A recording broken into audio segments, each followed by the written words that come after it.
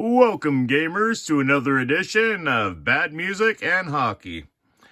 Alright, I saw more new people in this game that I can shake a stick at since it went free on EA, whatever the crap they call it, and Game Pass, probably PlayStation, who knows. So, yeah, with this over influx of tons of people that are new to the game, I figured great time to make a video. Alright, there's a few things players should know. Alright, I'll go into one of the things. Quick play 3-on-3, that is a practice mode. That is something essential. If you're a new player, you should be using that a lot. Also, Pro-Am, that'll help you get really familiar with your player.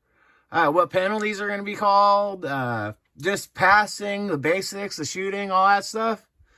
There's a bunch of things you should be looking at. You definitely should do some of the 3s and the Pro-Am before hopping into 6s. 6s is where people yell and cuss if you're not doing your job. You actually can get kicked out of games if you're doing too bad. If you're really not playing your position at all, or you're a goalie that doesn't know what the heck you're doing. There's a lot of easy ways for people to get kicked out of games. So I'll go into that a little bit. I'll talk about loadouts too. So the bullseye, I'm going to see a lot of people using, because that's the free special one this time around. I like using the hammer. I get stamina for the whole team every time I hit someone.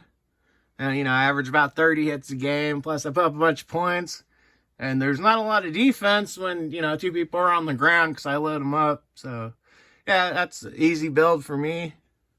Yeah, lots of people, there's different builds.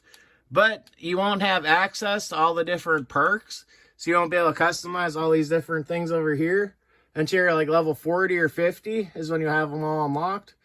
So that's why using a special build like the hammer, with all the fixed stats, is a lot better for new players. Since most of you don't know, how to build them. And a lot of these perks you need to be level 40 to 50 to get. So you get some of the best perks of it. Alright, and then I'll go over and talk about the Battle Pass.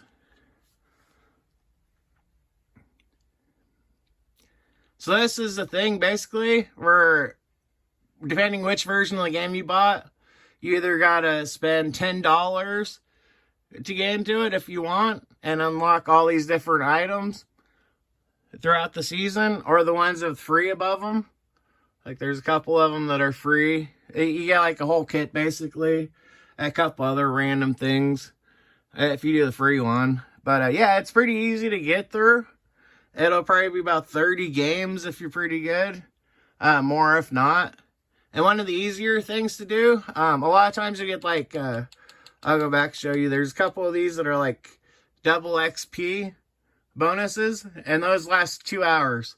So, you're at an hour and 50 minutes into it, there's only a couple game modes that you can actually get in, but your time's still running.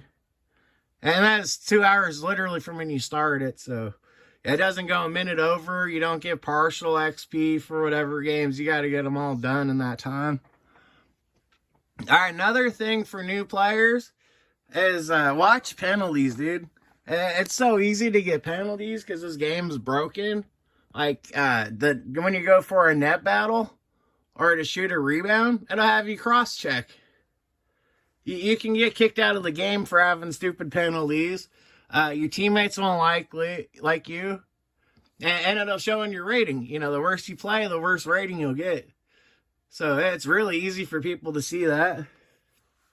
You can actually get banned from getting good matches with good players. There's a couple different, subdivisions of player skill on this that eventually you get weeded into by how you're playing. If you're purposely throwing games and just doing dumb stuff and don't know what you're doing, the game will literally put you in with a bunch of people that only do that.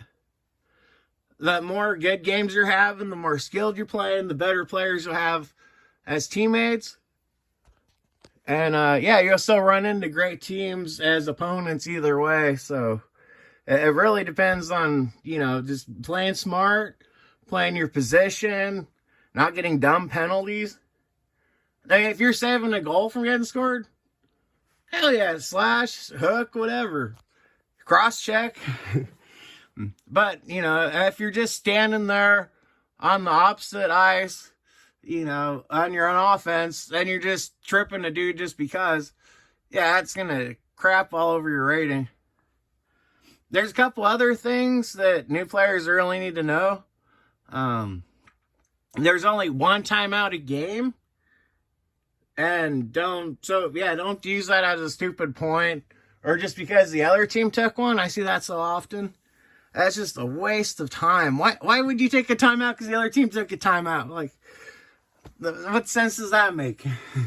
All right, none of us have timeouts. Cool. You use the timeouts to kill momentum. If a team puts up 2 goals on you in like 10 minutes, you should use a timeout, kill the momentum, get things reset.